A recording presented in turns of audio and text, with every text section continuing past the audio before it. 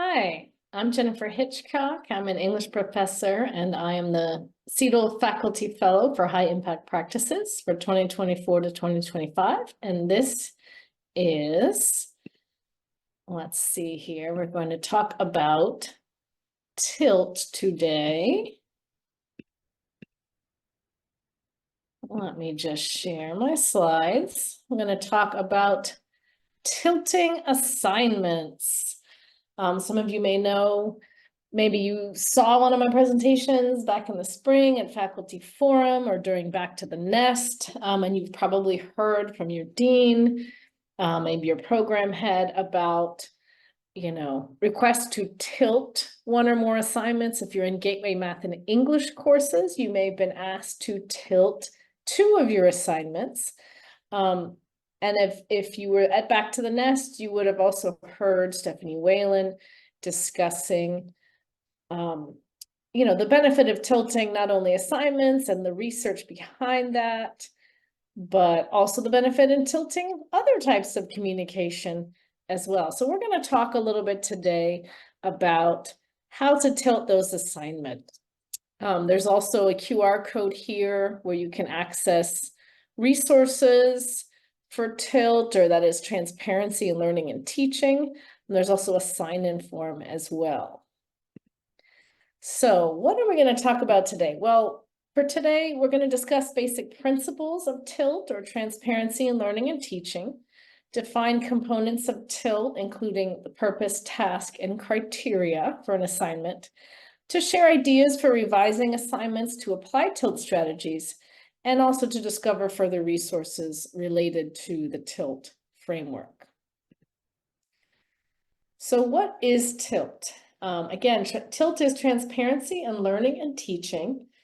And while there's been research and studies on the benefits of transparency in education for decades, tilt in particular is a particular evidence-based framework developed by Dr. Mary Ann Winklemas. So tilt is sort of a specific version, a specific framework that includes transparent design principles to help instructors make their assignments more transparent. And why do we want to make assignments more transparent? Well, increased transparency in our assignments and our communication with students has been shown through various educational studies to lead to improved learning and also improved equity. And these goals also, of course, connect with that Reynolds flight path to try to improve student success, student learning, as well as early momentum, retention, and so on. And tilt has been shown to improve all those things. So again, the parts of tilt, the 3 main parts, if you want to tilt your assignment, ask that instructors are more clear and transparent about the purpose, the task, and the criteria. And as I've worked with various instructors already to talk about tilt, a lot of us are already doing a lot of these things. A lot of us are already trying to be transparent, but tilt resources and examples and templates kind of offer a little bit more specific frameworks and strategies that you can use to tweak your assignments to improve that transparency even more, and thus to improve the likelihood that students are going to succeed on those assignments and ultimately to succeed in the course as well. So the first part is that purpose. Okay, so what does that mean when we talk about clarifying the purpose? Well, one part of that is to include the learning objectives for an assignment. To define those learning objectives somewhere early in the assignment instructions in language and terms that will help students recognize how this assignment is going to benefit their learning. How is it going to benefit them? How does it connect to course learning goals?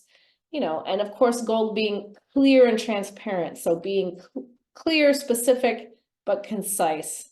The other part of that purpose that some of us might forget to do sometimes is to try to make a connection to the real world relevance of an assignment. So to also, in addition to just listing learning outcomes or skills gained from an assignment, to also indicate how these learning objectives for an assignment connect with larger institutional learning outcomes and how those knowledge and skills might also connect to the real world and be important in students' lives beyond the assignment and beyond the classroom. That can really help students get this kind of buy-in to why they're doing the assignment. To understand the purpose can help give them important context for understanding what and why you're asking them to do this assignment. So after being clear about the purpose, the next step is to clarify the task to be done, the steps that students should take in as clear and transparent as possible terms. Part of that includes defining what actions the students should take and using those Bloom's taxonomy action verbs when possible, listing any guidelines or recommended sequence for students' work. So listing out steps, and not kind of, you want to try to avoid assuming that students are going to understand what to do first, next, and so on. So to really spell out what they need to do, including what they might need to do before they start the assignment to prepare. Another important thing is to specify any mistakes to be avoided. So including perhaps a section such as common mistakes to avoid. Again, really just letting the students know what to expect. Some people have raised the point, well, what if you were trying to do some kind of problem-based learning where you really want the students to be confused and to try to figure something out? That's fine. If you have a pedagogical reason for doing that, it's fine if you do that. TILT would just ask that you're clear to your students that that is part of the purpose of the assignment, okay? So if you're gonna withhold important information on purpose, you can protect students' confidence and sense of belonging by putting a purpose statement to explain that that's what you're doing, such as the purpose of this assignment is for you to struggle and feel confused while you test your own approach for addressing the problem.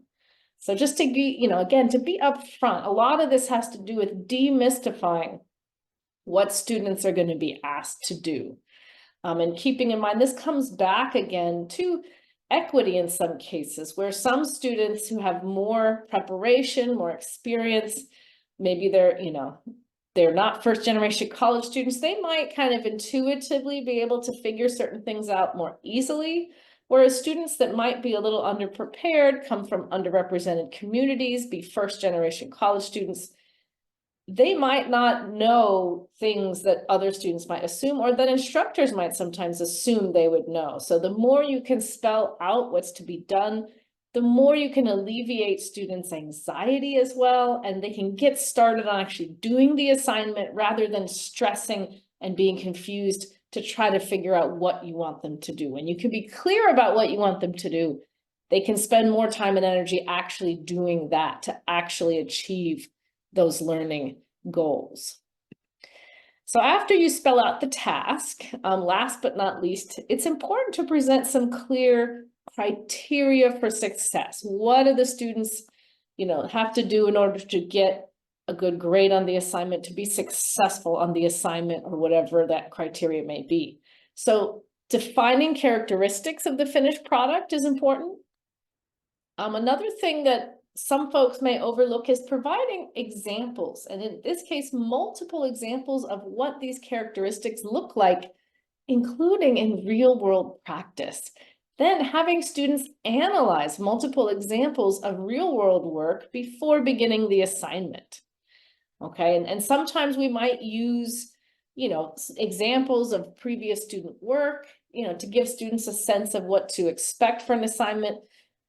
It's better to avoid just giving, one strong example of a student work only, because you might have found some students tend to try to use that one example as a template, and they're not going to be as creative with how they do the assignment. But if you have multiple examples, including a variety of types of examples and real world examples, that can help the student get a sense of what you're looking for, but yet have to be a little more creative to make the assignment their own and not just try to copy one specific example.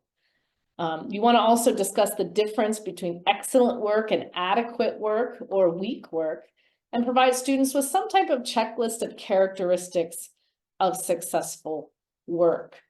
Another important part here is the reflection component. Asking students to reflect on their completed graded work can really help them adjust their learning strategies to improve future work. This also connects to and promotes metacognition and growth mindset as well. One thing I want to point out is some folks have expressed, when we're talking about real life examples, looking at real world work, it may be tricky depending on the assignment to find, you may not find real world examples that are exactly like what you're asking students to do. It's okay if part of this, you find examples where part of it relates to part of your assignment. That's okay too. And so it's important when we're looking at the examples to also to annotate those examples, somehow provide some of your explanation for how these different examples may relate to and which parts of them may connect to your assignment. So it's okay if you just take, here the beginning of this relates and the end of this, that doesn't have to be that each example is exactly what you're looking for, if that helps to understand it. Now there is a place here, and if you go to the QR code provided at the beginning of the video, you can also find these resources. In addition to clicking on the slides, you'll find the slides there. This is a template, and you'll find more of these when you go to the Tilt Higher Ed website, which I provide in the resources here.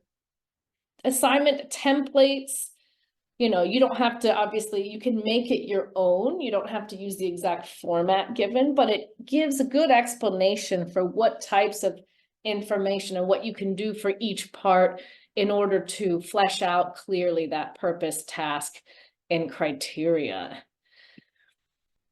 Now normally we're going to spend a few minutes, folks, in the workshop to jot down your thoughts and reflections. If you're watching this video asynchronously, you can go ahead and pause it and spend a few minutes writing your thoughts about which of your assignments students most often struggle with. Do you have certain assignments that students seem to get confused about, that you feel like you have to re-explain problems, or they always, you see the common mistakes happening? And are there certain parts of certain assignments that seem the most confusing to your students? So think about, take a few minutes to, you can pause this and reflect on what are some of your assignments and specific tasks or parts of those assignments that students are most often confused about. So after you take some time to do that, if you want to talk this over with a colleague in the workshop, of course, we discuss it with partners or small groups to kind of bounce your ideas off other folks, see what they have thought about too, and also thinking about ideas for where you can add more explanations, especially related to purpose, task, and criteria. Where could you add information? Where could you give more examples for which assignments? So think about that. You can also then take an actual assignment. In the workshops, you have the option of bringing an assignment with you. And if you missed this workshop, I'll be offering it again. I'll be offering Tilt Part 2 and Part 3, and you're always welcome to bring an actual assignment that you want to tilt, and we can talk about it and workshop it, talk about ways to improve or refine that assignment to make it more transparent. There's also resources here taking you to the Tilt website. There's also some videos from Marianne Winklemas, a short one that's really easy to watch that you can even show to students. There's also a longer one if you want to learn more.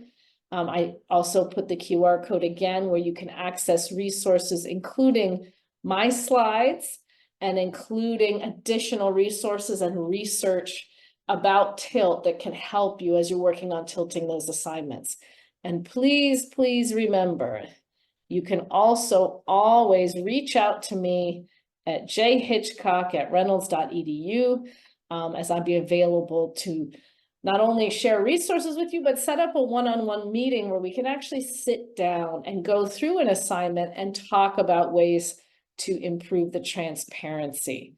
So please do be sure to reach out if you have any questions or want some additional help. You can also use this to complete a brief survey if you want from CETL, and if you attended in person, there's also the sign-in form. Thank you very much. And again, if you have any questions, please don't hesitate to reach out to me at jhitchcock@reynolds.edu, or you can also stop by the CETL office or reach out to CETL at cetl@reynolds.edu. Thank you so much.